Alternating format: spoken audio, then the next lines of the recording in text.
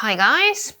This video is again gonna be one of these conversational type of videos, validating type of videos, if you need validation from a stranger, that is.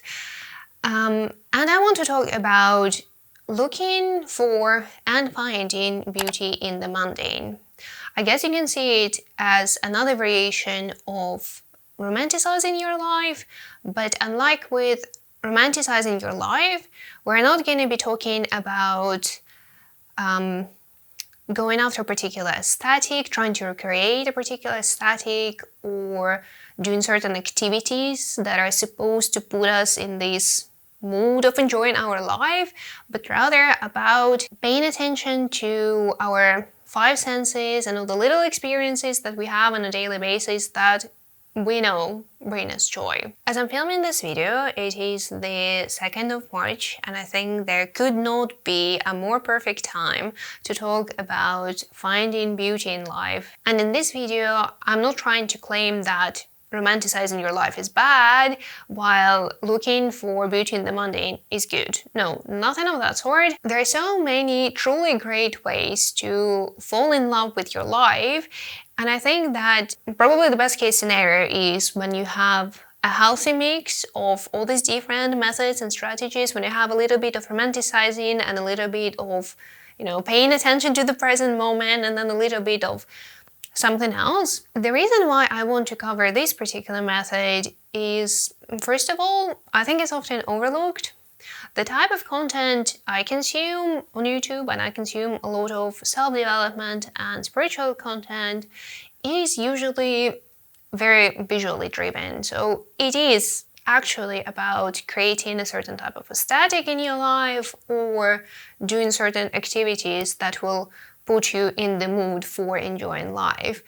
And as I said, it's not a bad strategy at all, but the practice of paying attention to your life, and specifically paying attention to the things you know you enjoy, you used to enjoy, but you just forgot to pay attention to, is just as powerful in turning your day-to-day into this really beautiful experience. So that's one reason. And second, I'm not a visual person. And I'm not saying it to sound like I'm not like the other girls. I am, 100%. I mean, I'm an individual, but I also belong to a particular group, which is, in this case, girls, regardless. I want this video to speak directly to people who can relate to the experience of not being a visual person, because there are a lot of us. This video is for people who don't really care whether their apartment is aesthetically pleasing or not, who don't want to spend time thinking of different outfit ideas and creating mood boards. It's for people who are just not visually inclined, because there are a lot of things you can still do, even if you're not visually inclined, to get into this elevated, inspired mood, to be in the mood for life. And what got me thinking about this whole idea is, I went for a walk today. I go on a lot of walks because it's my way of quote-unquote journaling. It's really my way to be with my thoughts, to process whatever is going on in my life, to come up with new ideas. So I was outside and I was walking, and mind you, it is the 2nd of March, it is the beginning of spring, and even though we had a bit of snow last week, it has all already melted away. So when I was walking, I could already see a little bit of grass.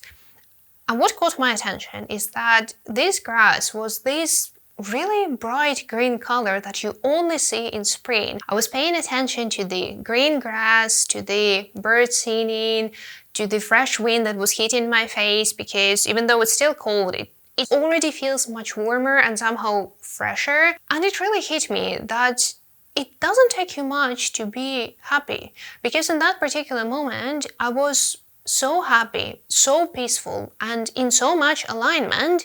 It was crazy. It was truly a magical moment. When we read or watch or generally consume a lot of self-development, wellness, spiritual, financial content, when we chase our own personal goals, what we're going after is a feeling.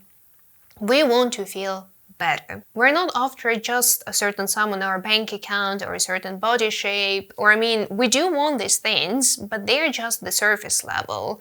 What we're really trying to achieve by having a dream body, a dream job, is we want to enjoy our life. We want to feel better about our life. This is what the practice of looking for beauty in the mundane encompasses for me.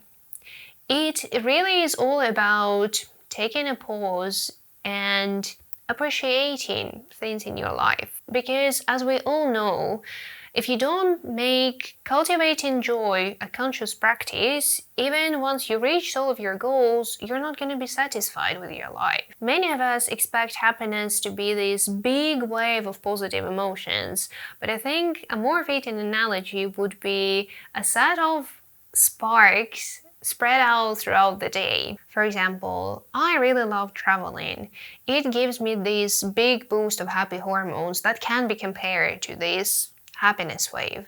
But since it is quite costly, I cannot do it more often than once or twice, or if I'm lucky enough, 3 times a year.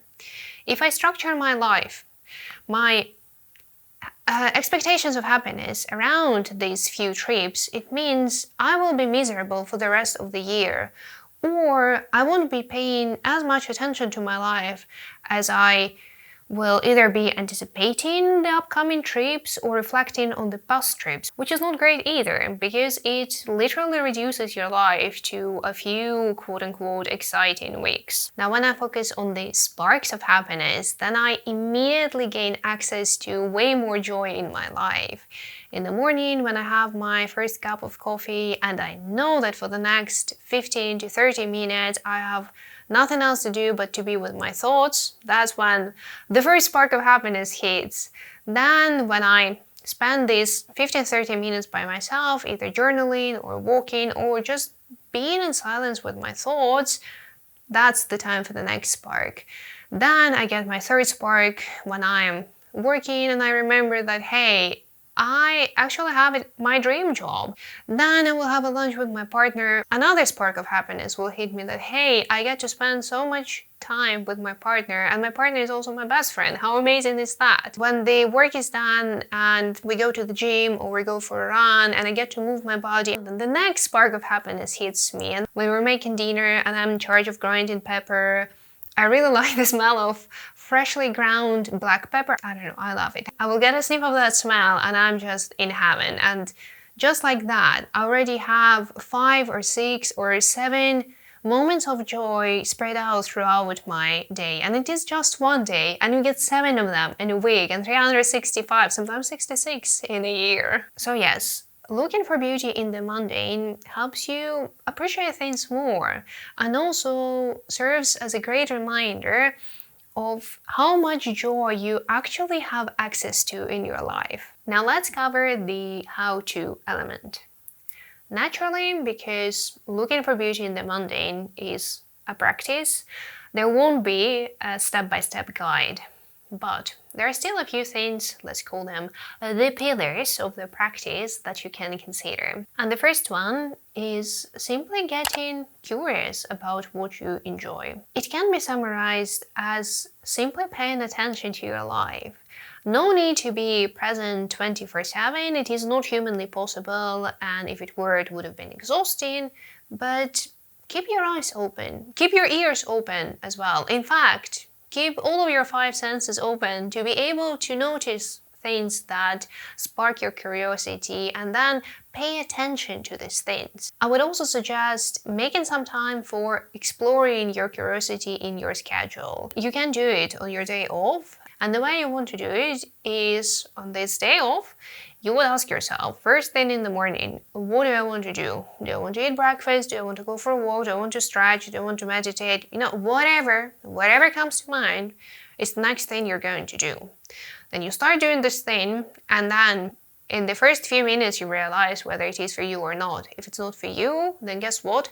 You move on. A very important note here is once you start exploring your curiosity and start looking for things that you like, first of all, at first it might be very hard, speaking from experience.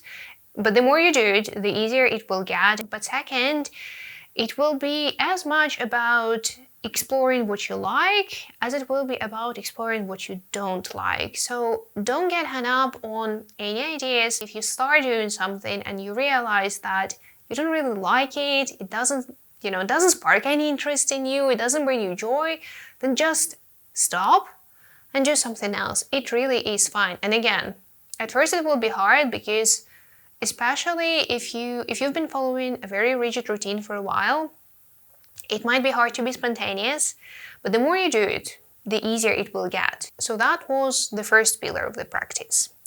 The second one is all about being present, and I bet you saw this coming. Again, I'm not suggesting you to be present 24/7.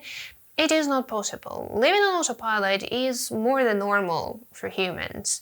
But when you do stumble upon these things that you like, these mini experiences, or when you make them part of your routine, then try and savor these moments. Whether it's 1 minute, 5 minutes, 10 minutes, I do think that the more time you spend on being present during these experiences, the better it is for you.